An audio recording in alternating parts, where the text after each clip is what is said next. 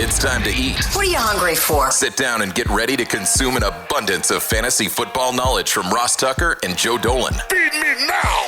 I'm starving. On the Fantasy Feast Eatin' podcast. Yeah, let's eat, baby. It is the Fantasy Feast Eatin' podcast, presented, of course, by DraftKings, the show that's so nice we do it twice, every week during the NFL regular season, which means next week we will only be doing this show once a week because we are only doing the playoff games each week. So this is the last week that we'll be doing 2 episodes. We've got our guy Joe Dolan filling in for John Daigle. So check out Joe on social media. Hopefully a lot of you already do, from the several years where Joe was the outstanding co-host of the show, at FG_Dolan. I'm at Ross Tucker NFL. We are at Ross Tucker Pod. I greatly appreciate, we all do, those of you that rate and review the show, like on Apple Podcast, or engage on social media with any of our various platforms, right? Whether it's Twitter or Instagram or Facebook or TikTok, at Ross Tucker NFL, at Ross Tucker Pod. That is awesome. And now, speaking of awesome, Joe, we're getting into the games shortly where there's more action. There's more clear motivation for certain teams in some of these games. We'll start, though, with 2 more 1 o'clock games on Sunday. There's a bunch of them. And how about the New Orleans Saints and the Tampa Bay Buccaneers, Joe? Bucks 13.5 they're laying against the Saints. The Saints are a shell of a football team right now. They got nothing. Alvin Kamara, obviously. You know, here's one thing for Alvin Kamara. I think most fantasy players and maybe even NFL fans would be stunned by this. Alvin Kamara has never run for 1,000 yards in a season. He's 50 yards shy of doing that, but of course he's banged up, and they just signed him to a contract extension. Do you want to, with the groin injury, do you want to put him into a game where it's completely meaningless? He's an older running back, and you're paying him a good amount of money. Do you want him to have to maybe go into the offseason needing surgery? Look, there's no motivation for the Saints to do anything here except get a further look at Spencer Rattler. I was stunned that they brought Chris Olave back to practice a couple of weeks ago from the concussion, given his history of concussions, but they didn't put him into a game, so I would be surprised if he played this week. The New Orleans Saints really have nothing at all to play for. That is the opposite from the Tampa Bay Buccaneers. The Tampa Bay Buccaneers have all the incentive in the world to go and win that division and really kind of be a dangerous team in the NFC. Like, they'll have a home game against either Minnesota or Detroit as the 4 seed. They are still battling the Atlanta Falcons for that, so the Falcons also have all the incentive in the world. Baker Mayfield, not just the incentive to make the playoffs, but contract incentives. He gets $500,000 if he finishes the season in the top 10 or top 5 in the NFC in passer rating, touchdown passes, completion percentage, I think, is there, and passing yards. And he is going to earn basically all of those. And, of course, we're burying the lead here. Mike Evans is going to be intensely popular in DFS. Evans needs 85 receiving yards to tie Jerry Rice's record for consecutive 1,000-yard receiving seasons, and Baker Mayfield himself has said he wants Evans to do that. Marshawn Lattimore, no longer on the Saints, barely on the Commanders because he's still dealing with that hamstring injury. He had those notable battles with Lattimore. Well, he is not there. I think this is a huge game for Mike Evans, and I think he is going to be immensely popular on the DraftKings main slate. Oh, my gosh. Can you even imagine? What does he need again, Joe, to hit the record again? 85 yards, Ross. 88? 85. I think he'll get it in the first half. He will get that easily. They will make sure he gets that. They need to win anyway, but they'll make sure he gets it. That's a terrific point. What about the game I'm calling for CBS, Joe? It's the Houston Texans at the Tennessee Titans. I always love asking you guys about my game because you guys always give me a little extra insight. By the way, you were great in the booth for the bowl game, Ross. I was really enjoying you in the booth. Or excuse me, for it was one of the NFL games on Saturday. Yeah. Charlie, you were Thank fantastic. I mean, look, you got to see Drake May up close and personal, and I like you mixing in the. Hey, look, Ross, I don't need to butter you up here. You know that you butter me up enough when I come on. But you were fantastic. It seems like you really enjoyed being in the booth, not taking yourself too seriously, and I think that's what people want to hear. So props to you on calling Chargers Patriots, and I will be interested to hear you call this game because Ross, I think you well know with your production meetings, you better get to know the bottom of the Texans roster because they're going to be playing. And this is the really interesting thing from a fantasy perspective, and I want your opinion here. CJ Stroud and this offense have been so sloppy of late. How many reps do you give them to try to give them some confidence heading into the postseason? The betting markets don't believe it's going to be a whole lot because this is essentially a pick'em game. The Texans would be favored in this game, obviously, if they had all the motivation, but they're basically locked into the 4 seed. So how many reps do you think CJ Stroud is going to get in this game? I really have no idea. I think it's interesting that D'Amico Ryans has said so far. Now, we don't talk to him till later in the week. It's actually good timing because Wednesday's Ross Tucker football podcast, I kind of went through what the normal routine is in a normal week in terms of the meetings and what I watch and the statistics and all that stuff. What I've seen from D'Amico Ryans so far is that they're going to play their guys. Now, that's always an interesting one. It reminds me of how, like, when teams play their guys in the preseason, Joe, it's like if they go right down the field and they're running the ball well and Stroud throws multiple nice throws, they score a touchdown, I think they get him out, right? Like, that's just my opinion. Yeah. Like, it's like a feel-good game. They want to come out of the game feeling good going into the postseason. Now, if the first series is a 3-and-out and they look terrible, I think they'll put them back in for another series until they can leave with a plausible feeling that they are in a good place.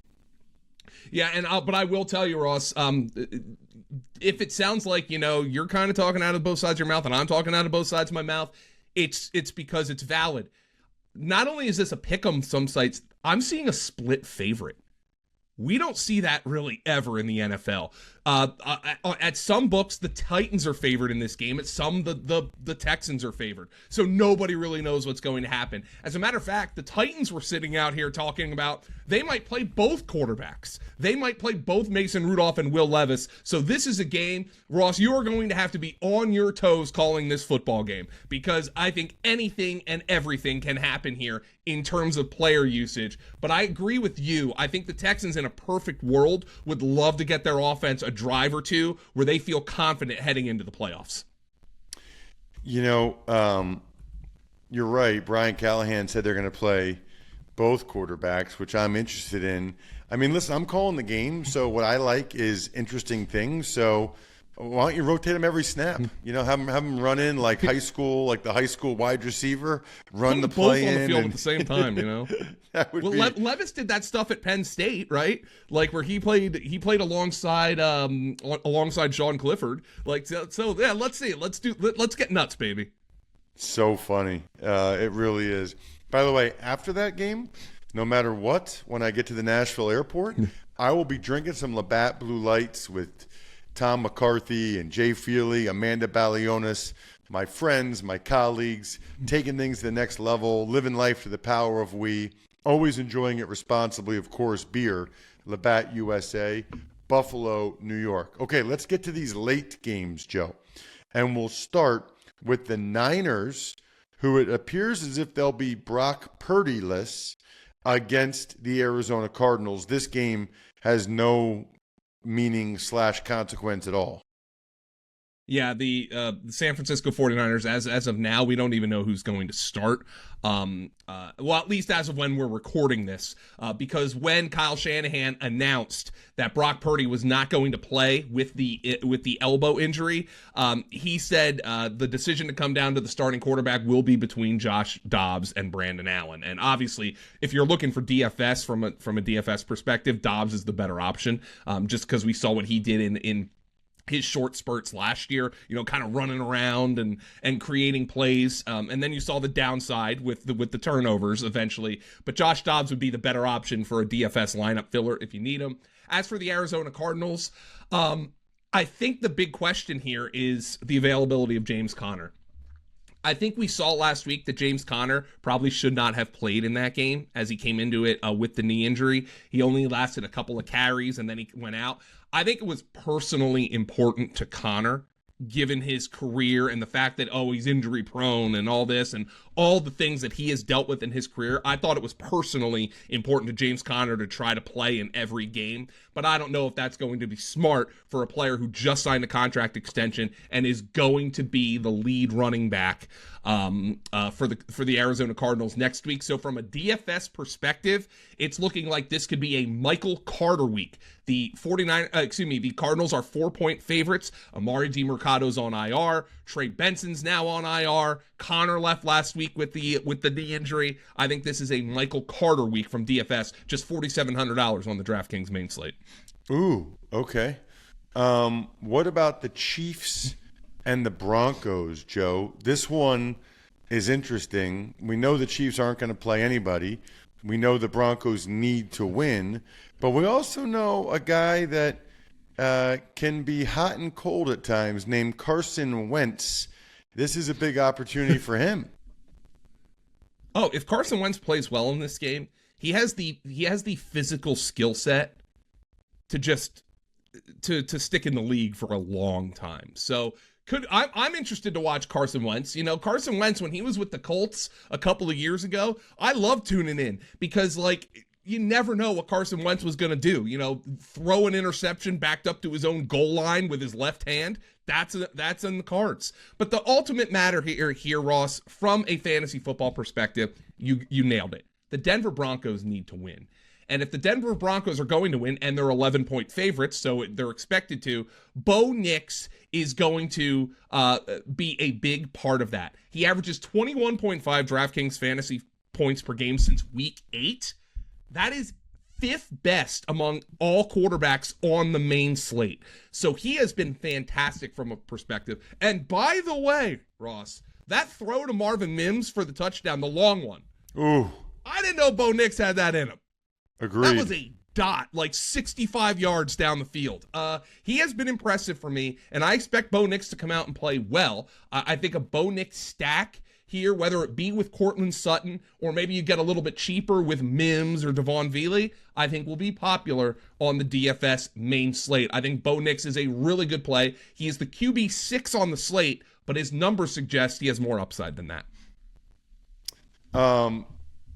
I'm curious who else you think Wentz would throw it to on the Chiefs.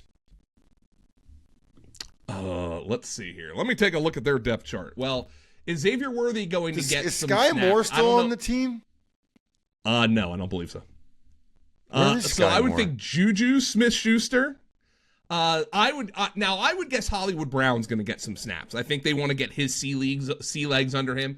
Juju will probably play. That Justin Watson will probably get some snaps. I would think Justin Watson's going to be their number one receiver in this game.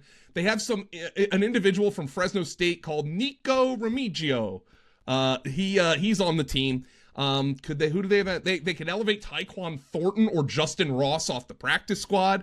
So maybe Justin Ross, Scott Barrett's boy from Clemson, he gets some snaps in this game. But I don't even know if Noah Gray is going to play a whole lot in this game. They do have Peyton Hendershot as well, former Cowboy. So could be a really important Carson Steele, Carson Wentz, Justin Watson game. Ooh, love it. Very exciting. All right, next game up. How about the Seahawks and the Rams? This one is one of the more interesting coach speak things I've seen so far. In the sense, Joe, that Sean McVay is making it sound like he is not going to play his guys, even though that could be the difference between being the 3 seed and the 4 seed, could be the difference between playing like a Commanders team or theoretically, playing the loser of Vikings Lions. the loser of the Vikings and Lions, who would have a fantastic claim to be the second best team in the NFC. I don't know if I'd go that far because I'm very high on Philadelphia, but that is a really interesting point.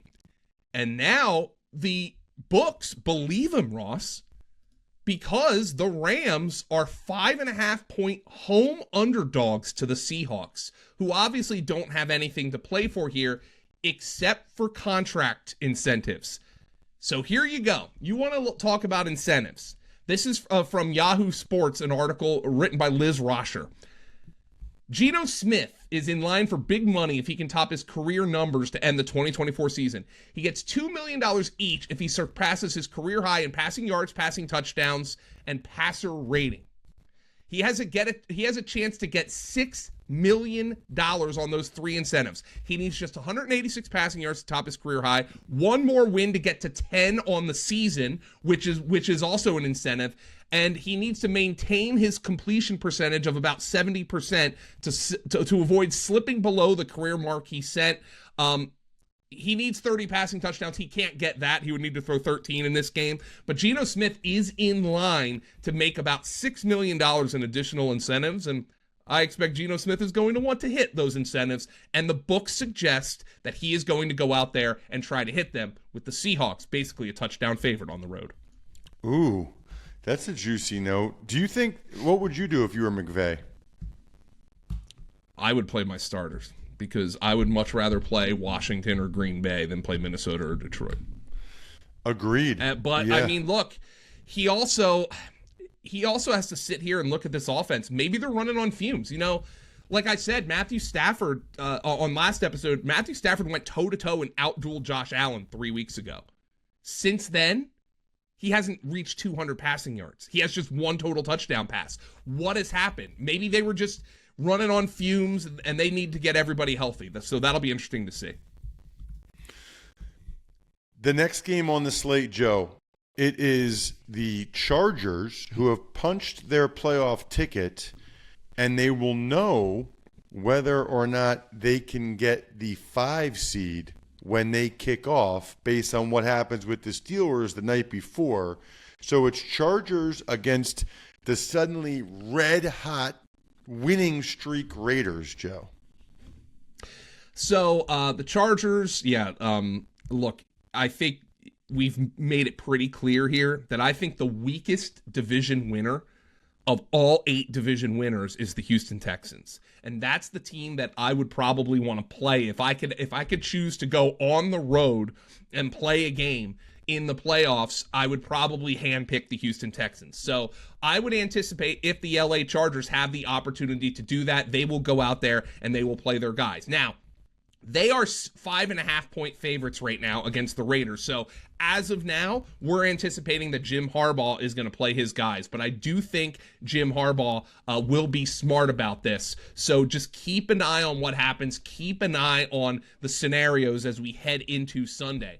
As for the Las Vegas Raiders, well, Ross, let's just extend Brock Bowers' record. And by the way, you always used to love when I did my tiers of Dolan. You used to love when I had the Gronk tier, which evolved into the Kelsey tier. And then we thought this year maybe it would start to become the Laporta tier. That didn't exactly happen. But I will tell you, next year, there is a lone tight end sitting atop the board, and that is Brock Bowers, because he is an absolute stud. I talked to Tony Gonzalez before Thanksgiving, because he was doing the Black Friday game between the Raiders and the Chiefs, which was obviously a great tight end matchup. And Tony Gonzalez is sitting there saying to me, he goes, dude, by the time this kid's done, he might break all of our records. It doesn't matter if Kelsey surpasses me or this guy surpasses me or they surpass Gronk. He says by the end of his career, Brock Bowers might surpass everybody's record. He is well on his way to doing that. From a DFS perspective, I like Bowers in this matchup. And I also really like, how about the prodigal son, Amir Abdullah, returning to fantasy relevance? He's the RB36 in pricing on the DraftKings main slate. The Raiders are 5.5-point underdogs, so maybe we got Aiden O'Connell checking the ball down to Amir Abdullah, who had a great game last week if you picked him up and started him as a Week 17 streamer. Can you believe a guy can have his first 100-yard game in his, what was it, 121st game in the NFL. Yeah. That is like, good for him. what are the odds of that? What are the odds that you're in the NFL for 10 years and that many games if you've never had 100 yards before? You know? It's kind of wild. Ross, I'll tell you what. Teach your kid two things. Teach him to throw a knuckleball. Teach him to play special teams. Because look, some of these guys who were disappointing early picks. Amir Abdullah was a second-round pick, remember, coming out of Nebraska. But guys like Amir Abdullah, Cordero Patterson. Now, Cordero Patterson's an all-time great return man. I understand that, but he plays specials, and he's stuck in the league. Darius Hayward-Bay played in the league for a decade because he became a great special teams player. I know special teams at football practice was not the most fun thing, guys. I get it. I don't know if they do 2-a-days anymore. I didn't like them. Special teams was kind of the most boring part, but pay attention and play specials because it'll get you a scholarship and it could get you into the NFL because that's what it's done for Amir Abdullah, who's made a hell of a lot of money, Ross, by being a good special teamer. Playoff season is here, and the only thing better than game day predictions are the foods that come with them. Introducing Tums Fantasy Foodball Pool, brought to you by Tums, America's #1 antacid brand, and DraftKings. Each week leading up to the big game, turn football into foodball by building your best game day plate for a shot at winning a share of $40,000 in cash prizes. Inspired by game day bites and tailgate treats. Join the Tums foodball action during this playoff season's most heartburn-inducing time. Visit DraftKings.com/Tums foodball between January 6th and February 9th to enter for free and select your game day plate before the start of each playoff round. Age and eligibility restrictions apply. Void where prohibited. See terms at DraftKings.com/Tums foodball. When you feel the heat of the game, don't let heartburn keep you on the sidelines. Try Tums Chewy Bites with a tasty outer shell and soft center for fast relief of heartburn, acid indigestion, and upset stomach. Check out Tums Gummy Bites featuring a soft and easy-to-chew format for fast relief of occasional heartburn, acid indigestion, sour stomach, and upset stomach. Both available at Amazon, Target, and other major retailers nationwide. And for more heartburn relief fun, be sure to follow Tums at Tums Official on Instagram and TikTok. Smirnoff knows there's no I in football. Football's a we thing, an experience best enjoyed together with good drinks and good folks. Smirnoff's the world's #1 vodka and an official vodka partner of the NFL. And this is a great week to enjoy some Smirnoff cocktails. It's New Year's Eve. It's New Year's Day. It's college football playoff. It's NFL Week 18. This holiday, when you're enjoying the game and your cocktails, please make sure to drink responsibly. Smirnoff, we do game days. Please drink responsibly. Smirnoff #21 vodka, distilled from grain, 40% alcohol by volume. The Smirnoff Company, New York, New York. Please do not share with anyone under legal drinking age. Let's talk Dolphins and Jets. I give Aaron Rodgers a lot of credit, Joe. He's going to finish this horrendous season playing, which I was not expecting. Yay. I mean, does he ignore Garrett Wilson, to get Devontae Adams more work out there? And then here's the deal with the Dolphins. What's up with Tua, Tyreek, Jalen Waddle? Look, there is an easy cheat code for Devon Achane, who is a game-wrecking fantasy football asset. If Tua doesn't play, you have to downgrade Devon Achane across the board. I don't know what it is, but Devon Achane just cannot put up numbers when Tua doesn't play. So we need to keep an eye on the status of Tua. I don't know. Look, he's had hip injuries in the past. I don't know if I would risk it if I was the Miami Dolphins. It's been kind of a lost season for Miami. It hasn't been the train wreck of a year that it's been for the New York Jets and Aaron Rodgers, but it's been a lost season for the Miami Dolphins. I don't really have much interest in this game at all, beyond really Devontae Adams. I think Devontae Adams can have a massive day here in Aaron Rodgers. I would have to imagine it's Aaron Rodgers' swan song as the New York Jets quarterback. He wants to throw his 500th touchdown pass, and I really think he wants it to go to Devontae Adams. Ooh, what's he at right now? $4.99. Okay, he'll get it, and it will be Devontae Yeah, well, I mean, we Adams. thought he was going to get it last week, but they were in that Jets game last week against the Bills. 4 quarterbacks played. Only one of them didn't throw a touchdown pass, and it was Aaron Rodgers. Wow, that's a good stat. All right, last but definitely not least, by far the game of the week in the NFL, Vikings-Lions Sunday night. Ross, this is what we say is a start 'em if you got 'em kind of game. I mean, this is the whole schmear, the whole shebang. And look, Dan Campbell, to his credit, I was talking on Sirius XM on Monday morning.